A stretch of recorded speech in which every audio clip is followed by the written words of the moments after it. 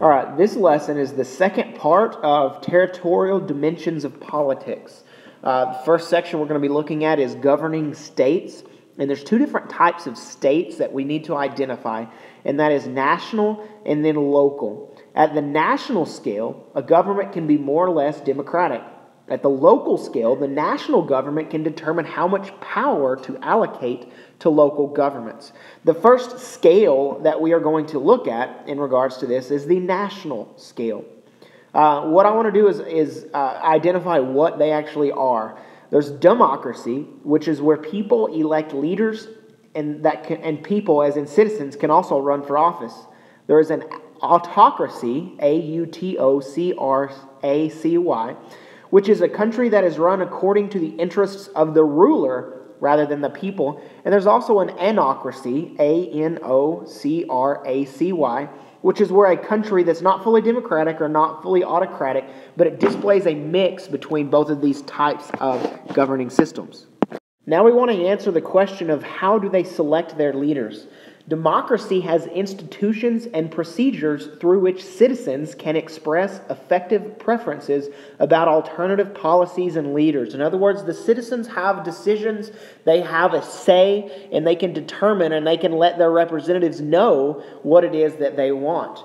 In an autocracy, leaders are selected according to the clearly defined, which are usually hereditary, rules of succession from within the established political elite. So it's not anybody in autocracy. There's a certain group of people that can be selected from, and generally that governing body makes that selection. Now moving on to checks and balances. Democracy, there's guaranteed civil liberties to all citizens. Every citizen has liberties that cannot be taken away, such as freedoms and rights that the government can't take away.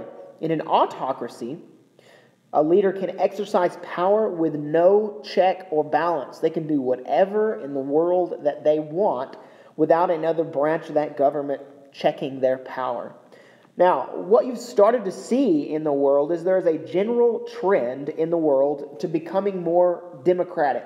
You see more and more nations becoming a democratic government type in regards to their federal government than ever before, and you see a lot of economic success that comes out because of this. And because of this world trend towards democratization, we had what's known as the Arab Spring. The Arab Spring began in late 2010, and it peaked in the spring of 2011. This reflects the most dramatic shift in government system than ever before. You had major protests in a dozen countries in Southwest Asia and Northern Africa. And what happened with the Arab Spring is it forced power from autocratic rulers in Egypt, Libya, Tunisia, and Yemen. And what happened was these were mainly college-aged kids who began these protests and these political stakes, and they changed in the government systems because of it. Autocratic rulers generally control the media. They generally control what newspapers can print, what TV talks about, what radio broadcasters talk about, and they can control what people are hearing and learning about in regards to the government. But during the Arab Spring, they couldn't do so because these college-aged protesters took to social media. They used Facebook and Twitter as an open lines of communication to totally change the government systems. So this is one of your examples of human history where social media had a major impact on the world. And then on to the local level, the local scale. We have unitary and federal. Unitary state places most power in the hands of central government officials. Federal state allocates strong power to units of local governments within a country. First one I'm going to look at is the unitary state. A unitary state works best with nation states characterized by few internal cultural differences and a strong sense of national unity. These are good when you have one culture that dominates an area because it's easy for everybody to agree on what the central government is doing. Smaller states are more likely to adopt unitary states because it requires effective communication within all regions of the state. Some multinational states have adopted unitary type of government, so one nationality can be imposed on all, so that they can push one nationality onto all of their groups of people. Kenya and Rwanda are such examples that have pushed or imposed this nationality on others. And because of this, most of the world's unitary states can be found in Africa and Asia because of this imposing on one culture group. France, on the other side, is a good example of a unitary state because they have a strong national government that dominates local decisions. They call it 96 departments. They have a second tier that's the 36,686 communes, but they have a sense to where the government can totally dominate the area, and most people are happy with that. And then the other type of local government is a federal state government. The United States is a good example of this. This is where local governments possess considerable authority to adopt laws. Local governments can be drawn to look at ethnic or ethnicity differences. This type of local government is more suitable for larger states.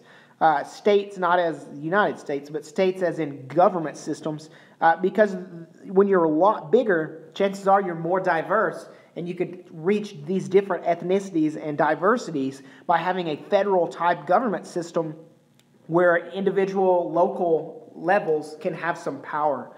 There's a strong global trend towards the federal state today. In other words, a lot of people in the world are starting to adopt this type of state government other than unitary. And then you've also got a confederation. Confederations are sovereign states that agree to abridge some of their independent powers in order to work together as a group, but each state retains sovereignty. The United States had a confederation during the Civil War. Canada and Switzerland used to be a confederation as well. The United Arab Republic, which was made up of Egypt and Syria, tried it out. The United Arab Emirates today is a confederation. And Serbia and Montenegro today are also a confederation. Generally, well, not generally, but always, confederations come out of federal type government systems. Now I just want to take some time to look at general government systems that are around. We talked about democracy, which is a type of government that people can be elected, and then republic is a democracy where representatives are elected. There's communism, which is the type of government that is controlled by the people. The people are being controlled by this type of system. And today we see North Korea and China officially being a communist nation. You've also got anarchy, which is a no-government system. You don't see this very often, but there's movements of anarchy. Also dictatorships. Dictatorship is an autocratic form of government, which means the government is ruled by an individual. This picture says Egypt is an example, but officially Egypt now, presently, has been released from a dictatorship. And then you have a monarchy. A monarchy is where you have hereditary power. You have a noble or a certain individual that is in control. Now, in today's world, the monarchies are generally constitutional monarchies to where there's a constitution in place.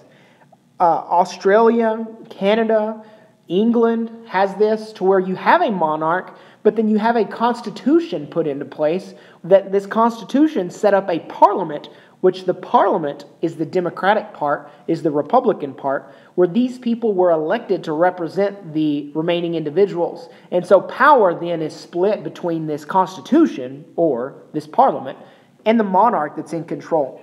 You've also got some systems like Iran has, which is a theocracy. This is where the religion runs the government, but those are very specific instances. The main ones are kind of the ones that you see here. And again, I want you to recognize that monarchy is no longer where you just have one royal family member, but in most places in the world, that power is split between a constitution.